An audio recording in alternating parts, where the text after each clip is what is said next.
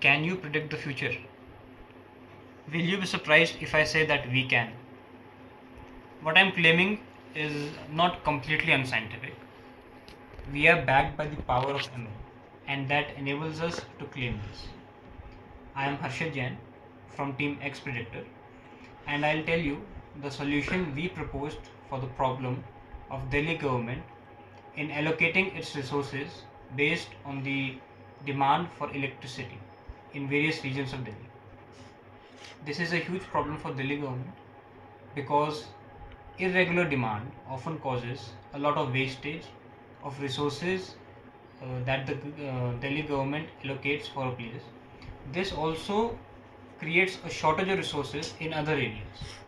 So to mitigate both this problem, we have one single solution, and that is to forecast the demand that is going to come from a particular region beforehand.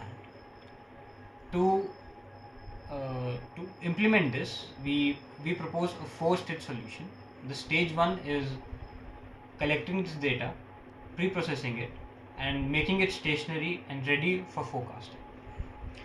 While forecasting, we propose we are going to use the ground we are going to use the industry standard models, and we are going to take the route of ensemble learning because we believe that referring to multiple models and combining the results of them will produce better results. The first and the foremost model that we are going to use for this forecasting is going to be the autoregressive integrated moving average model, also known as the ARIMA model, and the open source model Profit, created by Facebook. Both these methods combined with the stats model and the LSTM model will generate proper predictions for this power supply data. The major method of prediction will include dividing the data into two principal components, the one of them being the trend and the other one being the seasonality. The trend reflects the overall nature of the data with an aperiodic component attached to it, whereas seasonality represents the more volatile component of the data, while simultaneously the component being periodic as well.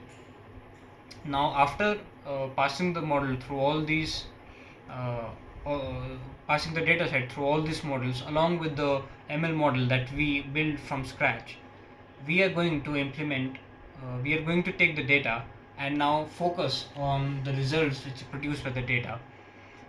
Based on the values that we receive, we are going to allocate the resources. But the major thing that we are going to focus on is that after we analyze the patterns in the data with respect to time, we are going to analyze the patterns in the data with various different features as well, because the data of electricity demand is not one which is dependent on one or two different kind of features, but multiple different features affect this kind of data. The first and the foremost being the geographical location. So to address this problem, we are going to collect the data from different multiple stations, and then we are going to map it to the various kind of infrastructural development that is going on in that particular region, and also including the factors of time of day or night, because generally the demand peaks during the day hours and at the night the demand is relatively low. So we'll take that feature, so the model will map the electricity demand with respect to the time of the day as well. Then comes the second most important feature that the this electricity demand depends on, and that is the weather. The weather of the place considerably influences the kind of demand that we are going to face. For example, during the months of April to July, the electricity demand is at its peak, whereas during the months of October to January, the demand is relatively low in Delhi in terms of electricity. Secondly, other than season, the rainfall, the humidity also influence the kind of demand that the region is going to face for electricity. After analyzing these two major features, other than the time series data, of course, is uh, is is the availability of alternates for electricity grid. and the major alternate being the solar panels. So that also generally the power produced by the solar panel is also very dependent on the time of the day. So we'll have a 3:3 mapping. We'll have a mapping between the three different components. The first one being the time of the day, the second one being the solar power generated, and the third one being the demand for electricity. After analyzing all these features and the relation of them with the demand of electricity, we'll provide a thorough analysis of how a dynamic distribution of electricity demand can help us in reducing the wastage. The the the government will be equipped with a solid information about how it should distribute its resources based on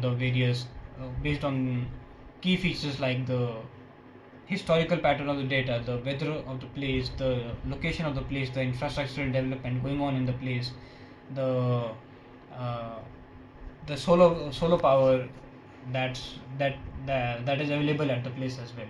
And based on these factors, if the allocation of resources is decided, we assure you that this will be a groundbreaking or money saving technology which can empower the government of Delhi. Thank you.